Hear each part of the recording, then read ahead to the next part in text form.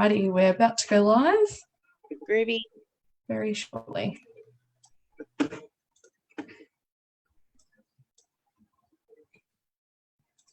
I can sing some on-hold music if you like.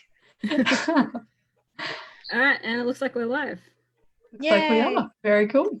Alrighty, hello everyone. And Kylie's already watching us. Hi, Kylie. Hi, Kylie. Hello. How you doing? All right, I'm going to tag our rainbow. Yeah, cool. Yes. All right.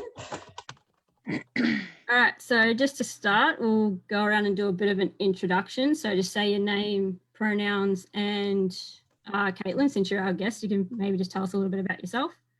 Yep. So I'll start. You can do your thing. Yep.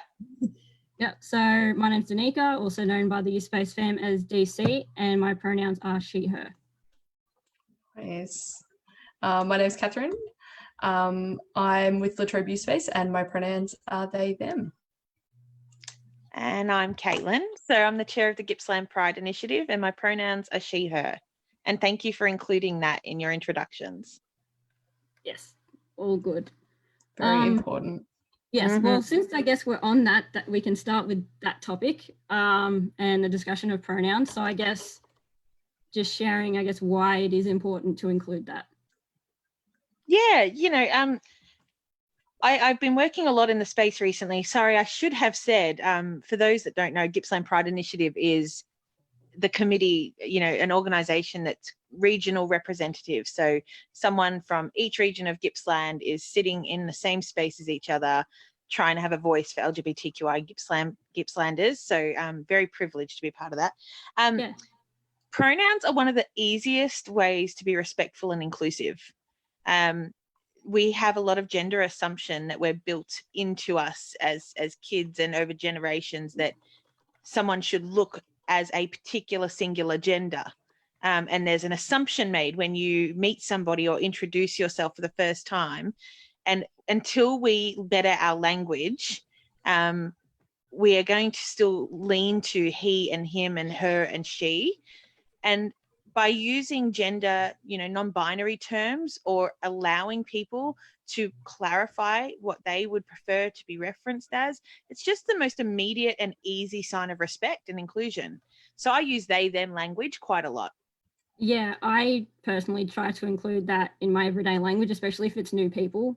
Like I try to stick with they, them. Absolutely. Yeah.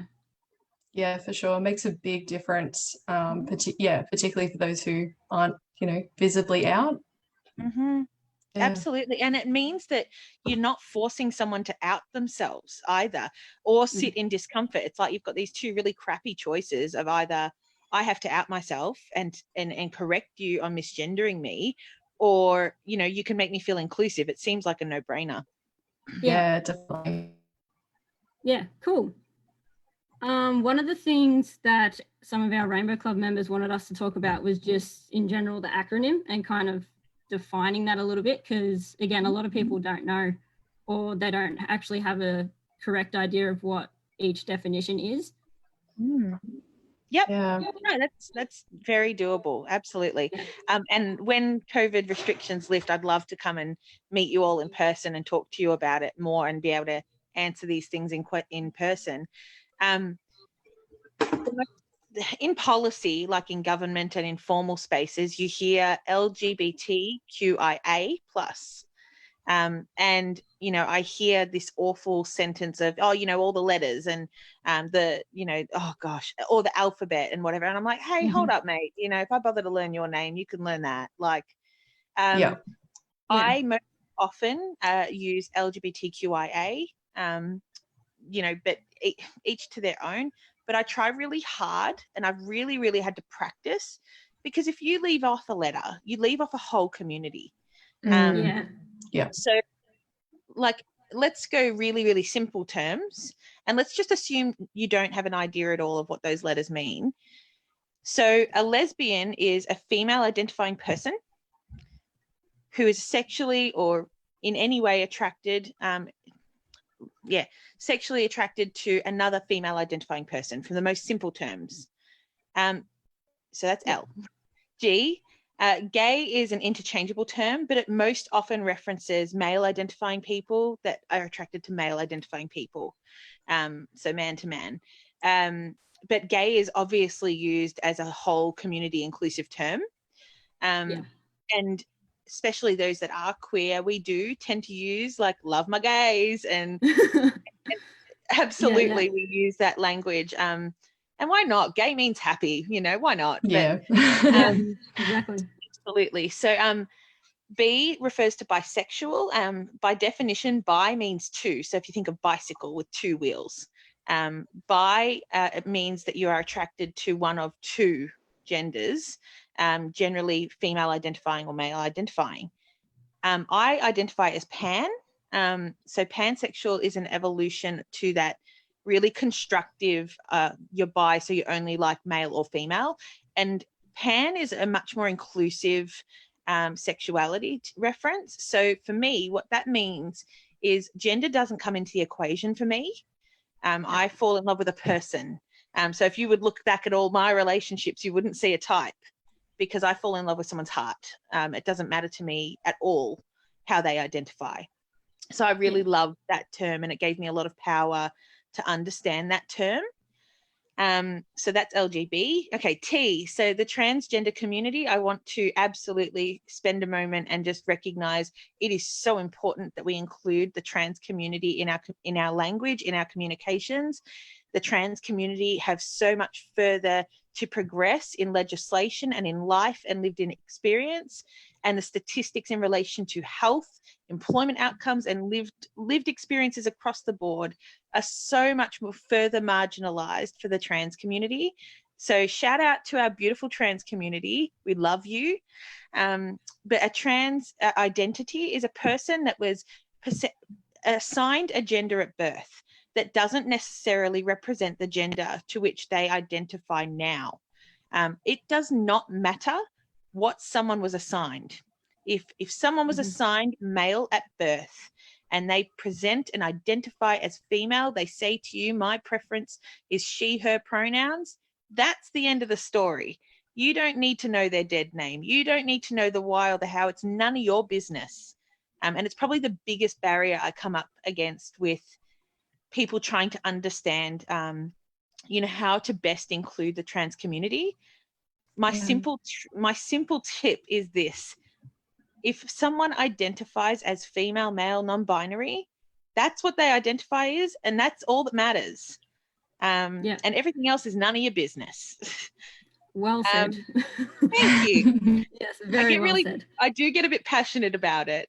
And I can't speak for the trans community, so all I can do is open the door and learn from elders, and that's what they're telling me. Yeah. The intersex community is really important to include. The intersex community also, I will say, don't always identify with the term queer or the LGBTQI community. So intersex means a person with variations of a hormonal or physical or other nature that wouldn't not necessarily conform with expected gender terms. Like, so they may have a variation that's of a physical nature or hormonal nature that means that they may have characteristics of either, male or female. But not all intersex people identify as queer.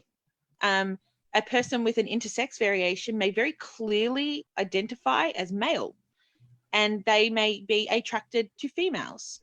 And for them, they may simply identify themselves as a cisgendered male person attracted to females. I'm a heterosexual. That's very common too. So we need to be conscious of assumptions around including intersex communities where they may not wish to. So LGBTQI, okay, Q. Q serves two purposes. I'm getting good at this. Go me. Yeah. So Q is two words generally. So it either refers to queer or questioning. I'll talk to questioning first. So questioning could be someone that just isn't quite sure what gender or sexuality they may identify as and want to be included in the conversation. It's that simple. And queer is probably really powerful to understand. So for our younger generations, the the term queer, you know, I use the term queer all the time. I feel that it's a really powerful word and it's an inclusive word, but that's how I feel about it. Working with a lot of elders in the space, the term queer was super, super offensive for a really, really long time. Very derogatory, very hurtful, so attacking and aggressive. Yeah. So not everyone's on board with it. I sort of compare it to like the F word, like for gay people. Like a lot of gay people are reclaiming it, but like more broadly in the community, like we grew up with that being a very stigmatized word. And I think a lot of people even of Gen Z, you know, would find it quite difficult to get used to that as just a general term. Yeah. Absolutely. And I don't like the F word, but that's exactly it. You didn't make an assumption about my comfort. And that's the powerful thing about all that we're talking about today. My biggest tip for inclusion is don't make bloody assumptions. Use terms and language that are inclusive across the board. I find the term queer powerful because it's like the term blue stockings. Back in the day, a woman that wanted to educate herself was called a blue stocking, like a kind of like a derogatory term. And it was, you know, you wore blue stockings if it was exclusively a male opportunity to be educated. And then later, you know, generations later, women went, hold on, I have the right to be educated. So I'm a blue stocking and I'm proud of it. So queer for me holds the same place, and we need to be really considerate and respectful that for a lot of our elders, it has a huge heaviness to it.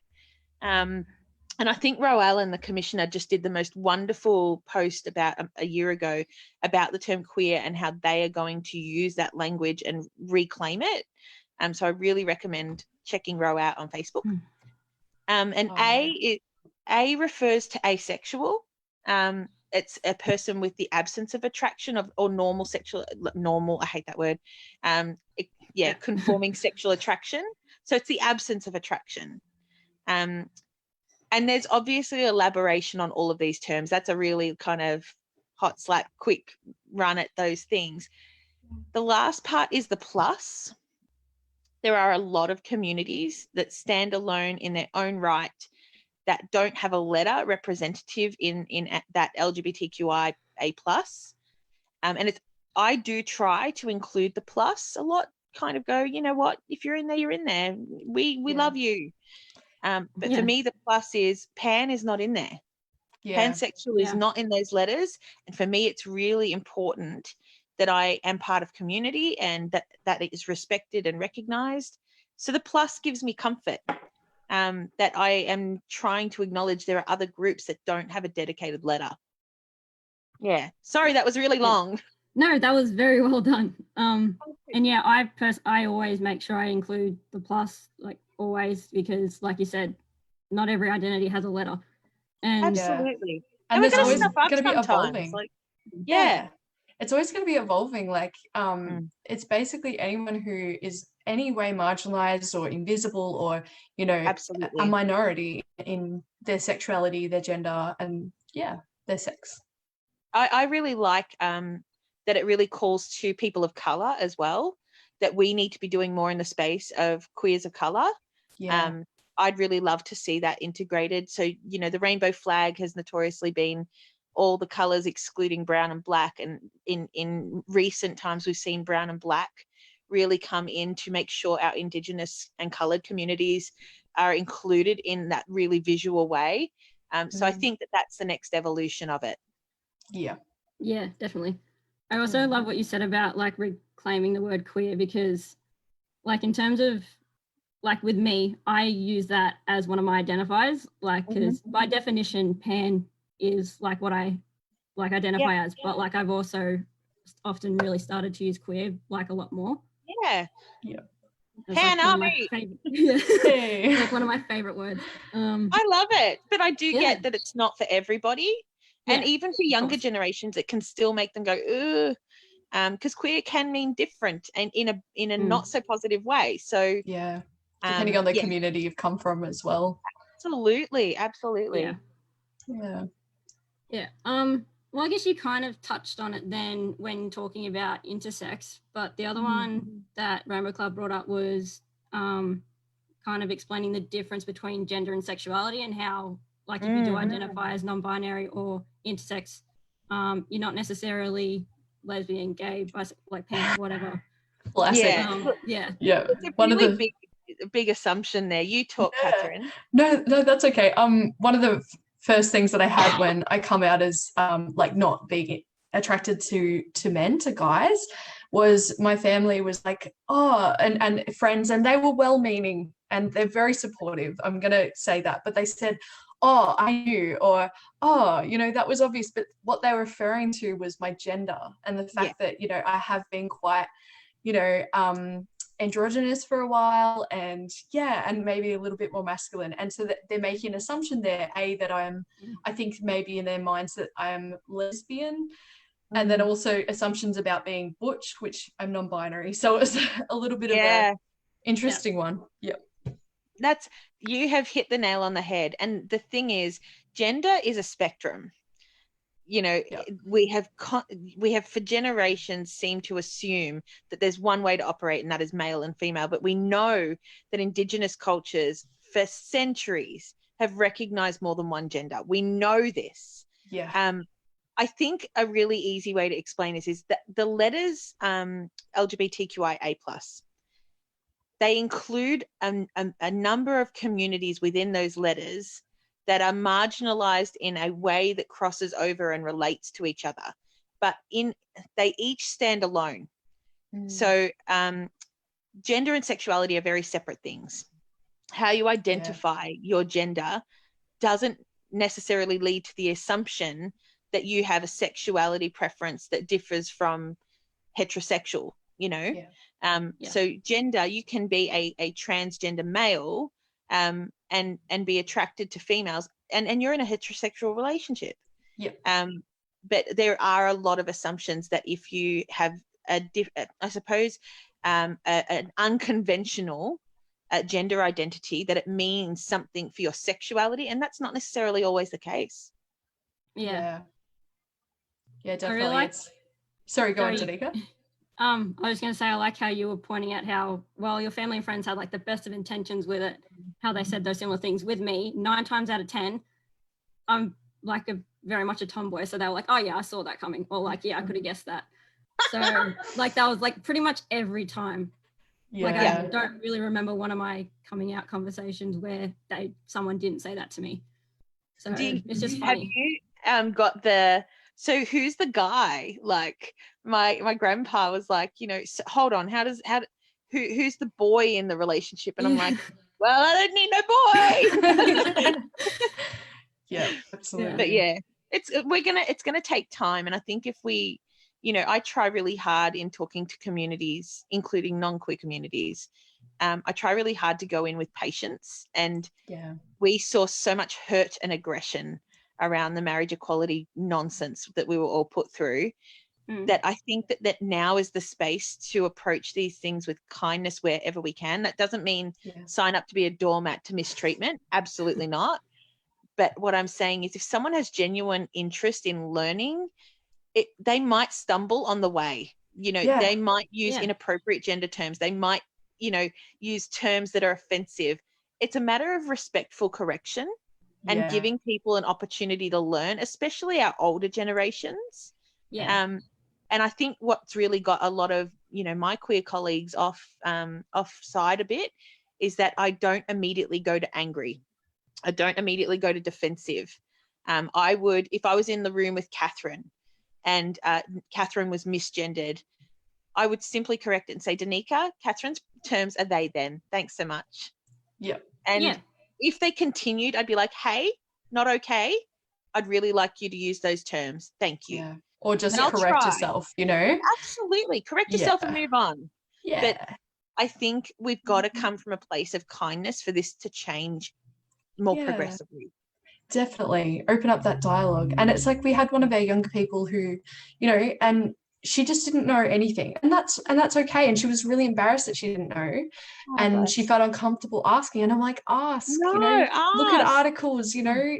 We want questions. You to learn. As long as it comes from a place of respect. Exactly. That's right.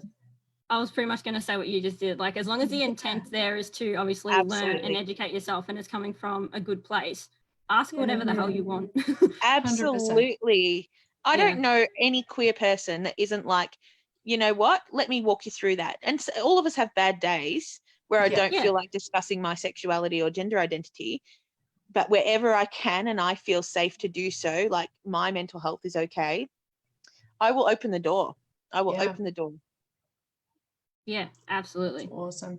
The other thing that I thought, just from earlier, that I know that some people get confused about is they might not have a concept of, and sometimes this comes from a bad place and sometimes it just comes from a place of confusion around when they're first learning around trans identities.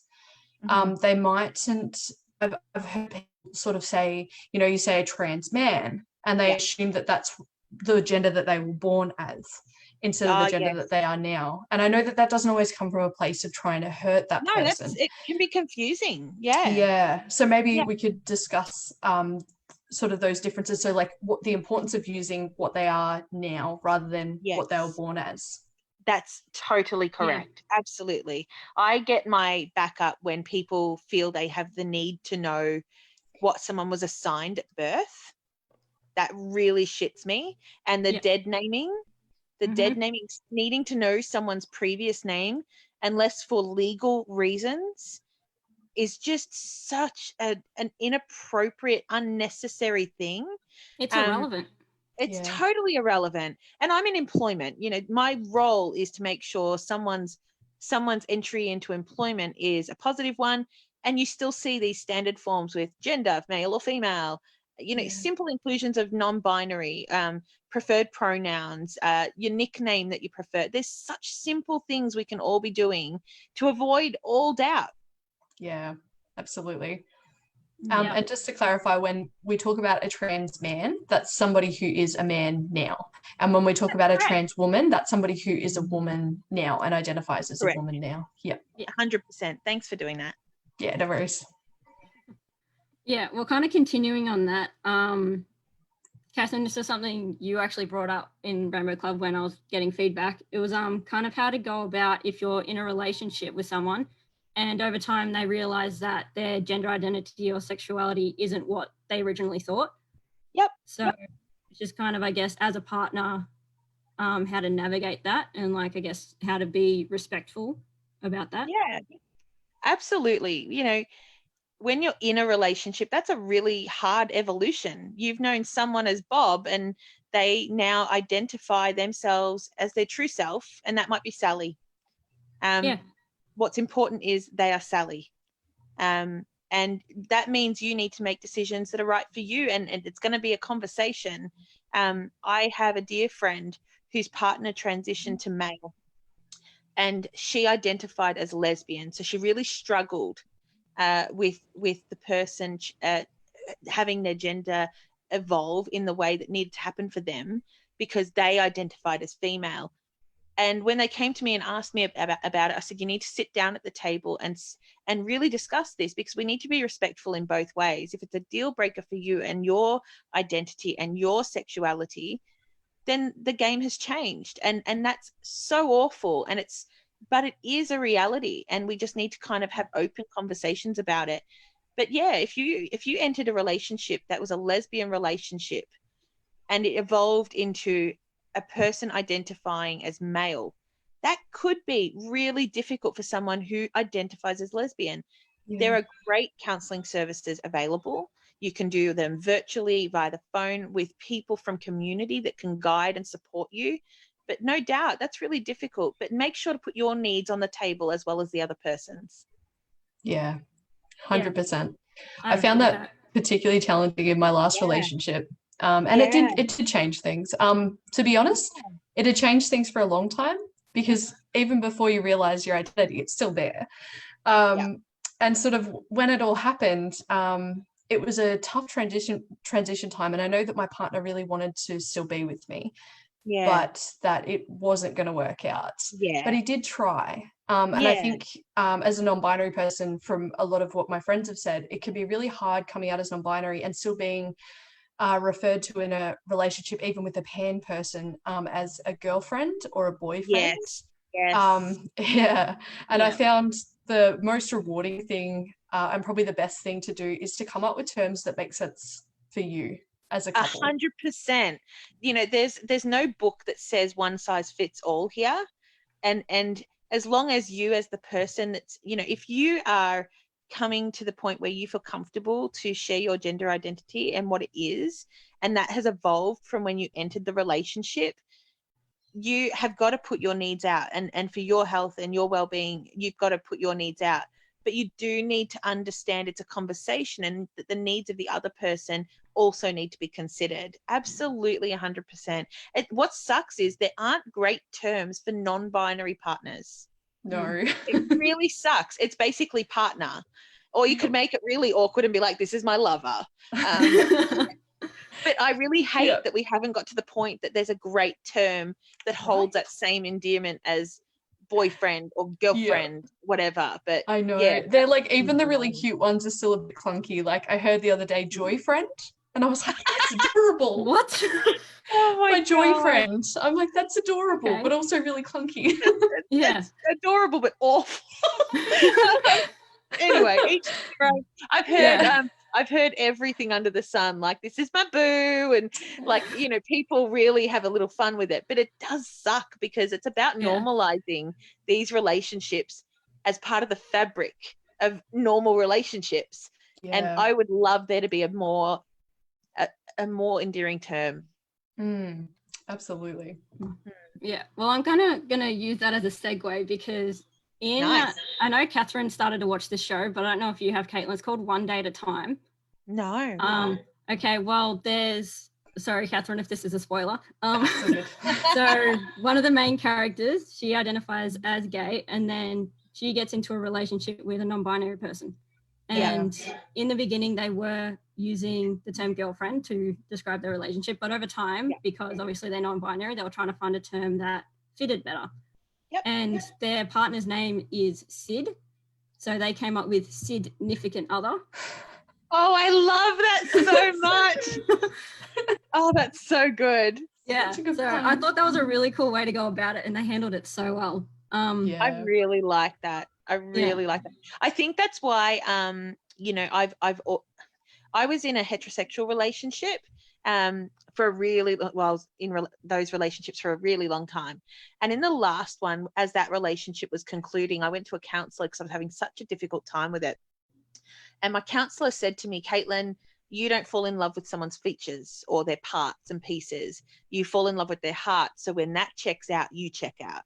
And I got so much, I don't know, something just kind of clicked in my head, like click, click, click. And it was amazing because then when I met Malia, I was like, there you are. It didn't matter at all what her gender was, nothing. So what I like about pan is if you are a lesbian and then you enter a relationship with a non-binary person, the term invites you to be okay about that you may still identify as lesbian in a female-female relationship, but it's an okayness. I don't know how to explain it, but for me it made so much sense. 100%. Yeah. So why I kind of brought up One Day at a Time is because the last kind of topic I had, this is something I'm extremely passionate about and could rant on about for ages, is the importance of representation in media. Yes. Yeah. Yes, Queen. Yes. What would you like to see happen? I don't know. Well, there's already a lot of shows that I watch now where it has come a long way, and odds are there will be a same-sex couple or just gay couple, like whatever, characters, and they will actually be like main leads. They won't just be in the background or serve some sort of purpose. And like, for example, I love superhero stuff, and the show. I was hoping you'd go there. So the show Supergirl has the first ever trans female superhero on screen. Yes. And I just feel like that's absolutely amazing. I think, you know, as our generation comes through with this language and with this knowledge, we are seeing progression, not fast enough, not for people of color, people with different abilities, and certainly not for the LGBTQI community. It's not happening quick enough, but it is wonderful that it's happening. And I'm a giant nerd, so I was absolutely on the superhero tangent. Yeah, me too. I was totally on that tangent. But what I love, you can totally have an exclusive right now. So my wife is an extra in the show Wentworth, the prison series. Oh, whoa. She's a regular extra in that, and I love that about her. And it's a real passion of hers that she's kept on the quiet, but it's about to be released, so you'll see her in the background. And what I'm loving about that is that's an Australian series. Australia can, in some ways, be a little needing to do some catch up. Yep. But this amazing production is in like 60 countries. It normalizes relationships. There's a non-binary and trans person in the next series. Like, there's some really cool things. I think that that's really powerful to be doing that locally as part of progression globally. But yeah, really, really cool stuff. I just told her she can't kiss anybody or get shivved or something. Oh no. Well, go, Catherine. Oh yeah. So I think representation, like, to people who are represented, it's one of those things that you can't understand how being invisible affects you unless you are invisible. And what a lot of people in the rainbow community will tell you is that if they didn't have that representation growing up and they didn't see themselves, it will inevitably take them longer to find themselves and understand who they are.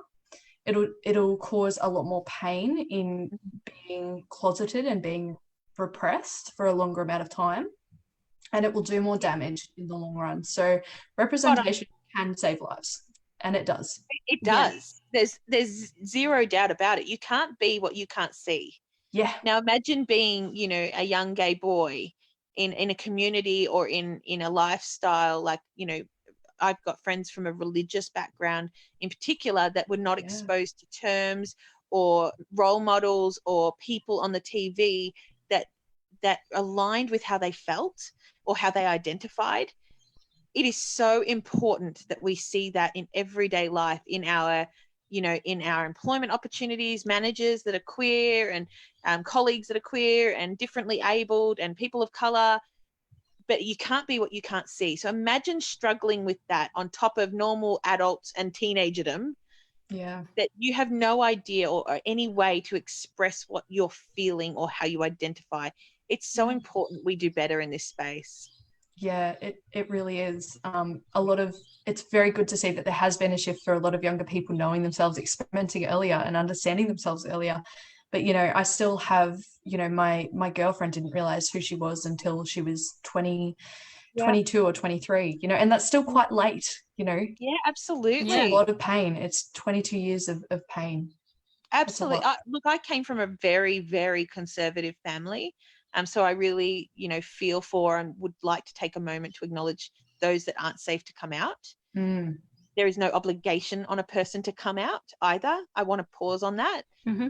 But for me, early on, I knew I was attracted to a person rather than a gender, but I knew it was not an option for me to live safely in my home environment and date someone that identified as female. I just knew it was not an option for me to, as an adult, end my heterosexual relationship and then just go, oh, I miss Malia. Oh, wow, that might be something. The permission, the ability to go, you know what, that's totally normal. It's so exciting. It's accepted in my community, in my workplace, in my family. And if it's not, then that's okay too. And I'll find my family. Like, that's a really freeing privilege that not a lot of people have. Yeah. Yeah. And a lot more people could stand to do with. And that's something, you know, that I think we're leading the way in actually developing close support networks outside of, you know, what you consider conventional. Absolutely. Absolutely. Yeah. Sorry, I could talk all day. No, all good. I just saw in the comments, a bit late to answer your question, Lara, but can you guys clarify on what non-binary means?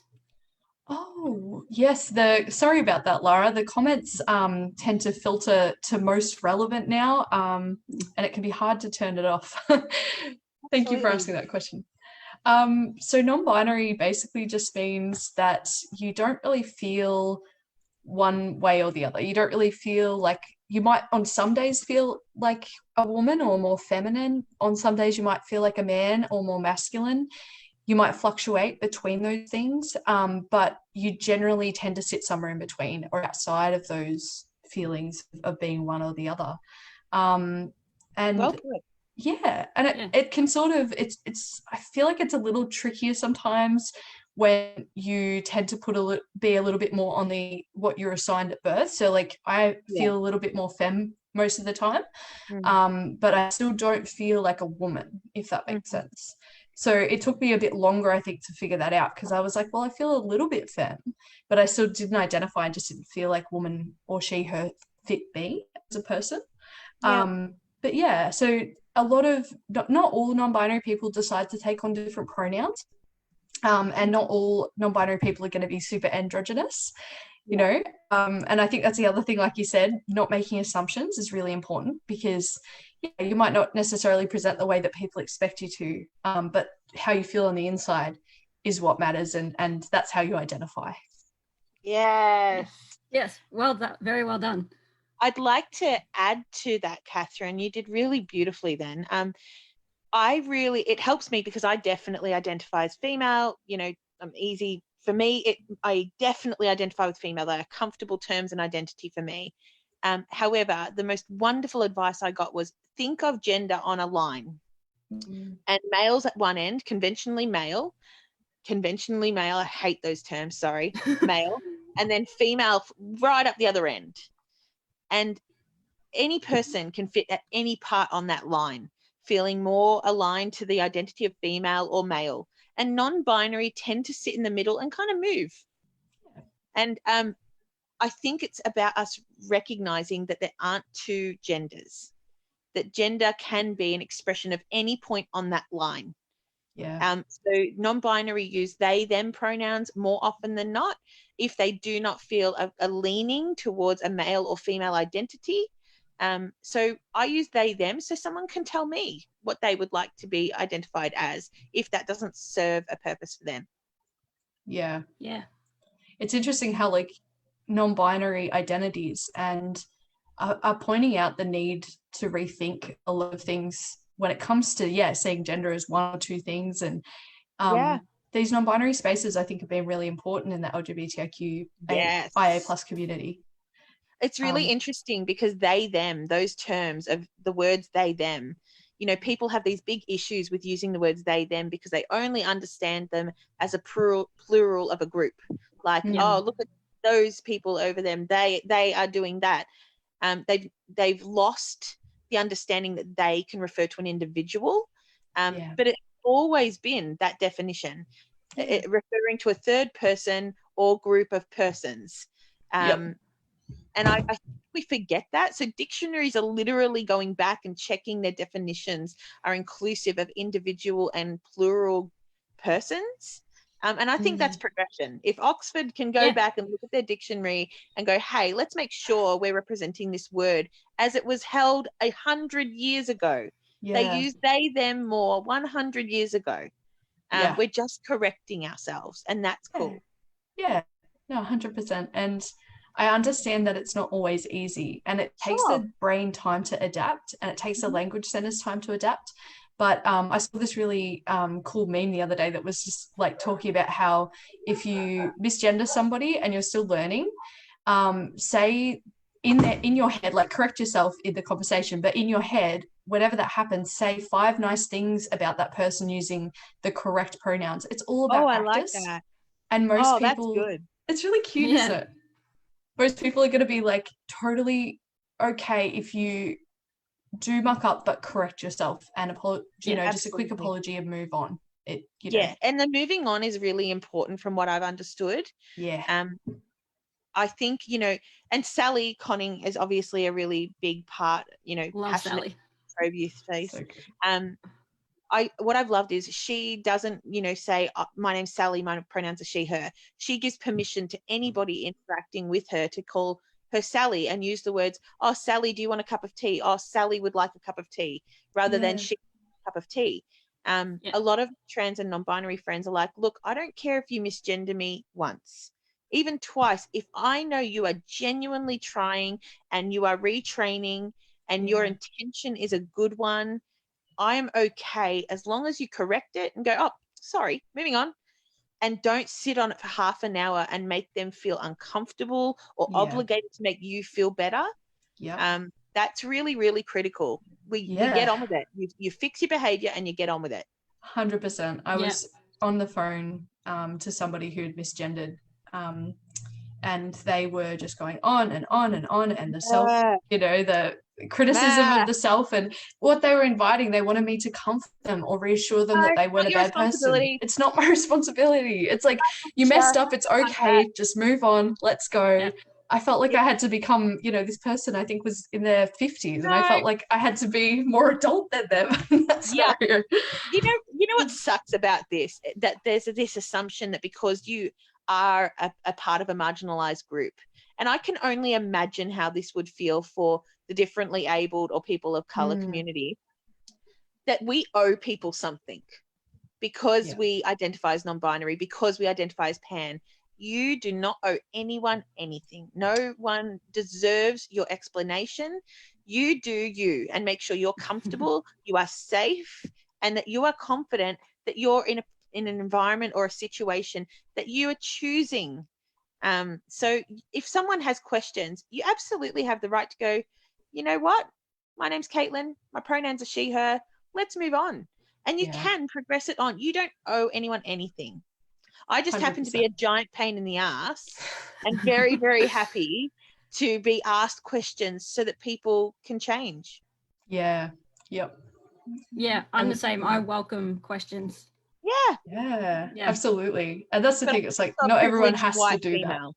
That. Yeah, that's it too. Yeah, same to a degree. Yeah. We've all got different layers of privilege. Absolutely. Yeah. I've got to put my phone on the charger. You're about to see my caravan. Keep going, Danica. Yeah, well, that's pretty much everything. I think I'm just going to end it with, I know, Caitlin, you said for your Ida Hobbit Day interview that Pusey Washington was one of your favourite female characters. Okay. But if you could maybe name another one, and Catherine, if you could say someone, I have way too many, so I'll try and Such a hard question. No, because with me, literally half the time, if it has gay characters, I'll watch it. Yes. Like that. No, because there's two shows in particular where I found the couple first, like on YouTube through edits and stuff, and then because of that, I went and watched the shows, and now they're my two favorite shows. So yeah, I love that. Yeah, it's really cool. Who would my fear? Oh gosh, I feel like you're like a Sarah Lance person being on the superhero train. Who Sarah Lance is? Oh, well, superheroes. So I was like, what? Oh, God, how did I miss that? Okay, I totally had a brain fart. No, I'm going to go old school. Back in my day when you were a closet queer and you were just trying to normalize yourself with language and what have you. I mean, like when I was like 12, 13, I'd watch SBS and they had Queer as Folk old school, like American or Canadian version. That's my wife. That's my wife. I loved Queer as Folk back in the day, and there was this main character. She's laughing at me. I can't remember his name, and he was such a bastard. Brian, that's it. Thank you, baby. But he was so good for normalizing sexuality and outness, and I didn't like a lot of things he did, but I loved that about him. It's amazing. Yeah. It's really hard to pinpoint one, but I think more recently, in the last few years, probably pretty much everyone from Steven Universe. I love that cartoon. But particularly, I really like Garnet. I really like that relationship. I think it's adorable. I think that, like, both of them are beautiful. Yeah, I don't know. I just really love it. Yes. What about you, Danica? Well, since I have to pick one, I'm going to go with character's name is Nicole Hott from a show called Wynonna Earp. Yes. Yes. Yeah, someone who knows it. Malia knows who that is as well. Malia's like losing it. Yeah. Well, because like that if you guys are aware of the bury your gays trope, of how like lesbian characters, odds are they'll be killed, and also 9 times out of 10 will be by a stray bullet. Yep. So again, this character Nicole Holt was one of the first ever characters who, like, she did get shot, but she had a bulletproof vest on, and the whole fandom went nuts. They were like, "Oh, that's so good!" I'm like, oh That's my so god! good. And it was one of my absolute favorite things. It's amazing. That's so good. Yeah, that's so good. No, look, when everything lifts and I can come out and meet the crew in person, I would love to do that. And I welcome anyone sending me a private message. If you want to privately ask me a question, please don't feel embarrassed. Super, super happy to talk to anybody. Very cool. Awesome. And likewise, I think, Danique and I are in a couple of lives with young people a week. We've got the online gaming live on a Tuesday, and you're more than welcome to ask questions, even send them through to our page, if you don't want to do it on a more public, area. And so long as they're in, good spirit, like we said, we'll do our best to answer them. Absolutely. Yeah. Well, thank you very much, Caitlin, for joining us. Pleasure. Thanks so much. I really enjoyed it. Thank you for having me. And I'm so excited to see Latrobe Youth Space come along to the roller derby in November. And I know that there's quite a few of the LYS crew coming to the gala. Oh my gosh, it's going to be so good. It's going to be amazing. So fun. Oh, you got no idea. I'm so excited. But do come to things that normalize our community. Do come and be a part of, really fun things. And plus there's freebies at the roller derby. So come to the roller derby. 100%. But thank you so much. And just a big shout out. Latrobe Youth Space are doing some really good things. And I think a lot of other services could sit up and listen and see just how well you are all running your rainbow group and inclusion, just in your general practice and your language. It's really just so heartening to see. And I want to tell you how much I appreciate that. Oh, thank you. Thank you. Yep. No worries. Have a good night, everyone. You too. We'll see you later. Thanks for watching, everybody. Bye, See you soon. Everybody.